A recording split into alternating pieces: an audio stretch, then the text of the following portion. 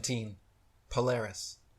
In the heliocentric model, they claim Earth is a globe spinning 1,000 miles per hour around its axis, while revolving tens of thousands of miles per hour around the Sun, while the entire solar system circles hundreds of thousands of miles per hour around the Milky Way, and the entire galaxy shoots millions of miles per hour more off through infinite space. In reality, no one in history has ever seen, heard, felt, or measured such motions, and everyone can clearly see for themselves that Polaris, the pole star, situated directly over the North Pole center of Earth, never moves, night after night, year after year, century after century, with all the other fixed stars remaining fixed in their relative constellations, revolving perfect circles around it. Such circular star trails around an unmoving pole star, seen in time-lapse photos, prove that it is the stars themselves moving and not the Earth. If Earth was truly a tilting, wobbling, spinning space ball undergoing these multiple contradictory motions through the universe, you would only ever see irregular, random, spiral-shaped star trails, and the night sky would never be the same twice. It would be impossible for constellations to exist whatsoever if Earth was truly performing all these various theoretical motions.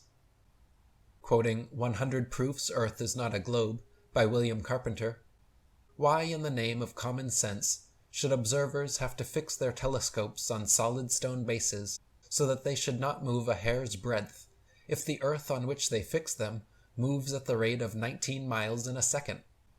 Indeed, to believe that 6,000 million tons is rolling, surging, flying, darting on through space forever, with a velocity compared with which a shot from a cannon is a very slow coach, with such unerring accuracy that a telescope fixed on granite pillars in an observatory will not enable a lynx-eyed astronomer to detect a variation in its onward motion of the 1,000th part of a hair's breadth, is to conceive a miracle compared with which all the miracles on record put together would sink into utter insignificance. Since we can, in middle north latitudes, see the North Star on looking out of a window that faces it, and out of the very same corner of the very same pane of glass in the very same window all the year round, it is proof enough for any man in his senses that we have made no motion at all, and that the Earth is not a globe." 18. Sigma Octantis.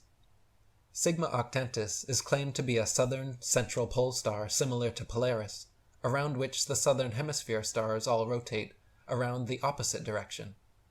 Unlike Polaris, however, Sigma Octantis cannot be seen simultaneously from every point along the same latitude. It is not central, but allegedly 1 degree off-center. It is not motionless, and in fact cannot be seen at all using commercially available telescopes. There is legitimate speculation regarding whether Sigma Octantis even exists. The heliocentric model claims stars south of the equator revolve the opposite direction around Sigma Octantis, but in reality, all the luminaries revolve the same direction, east to west, around Polaris, like in a planetarium dome.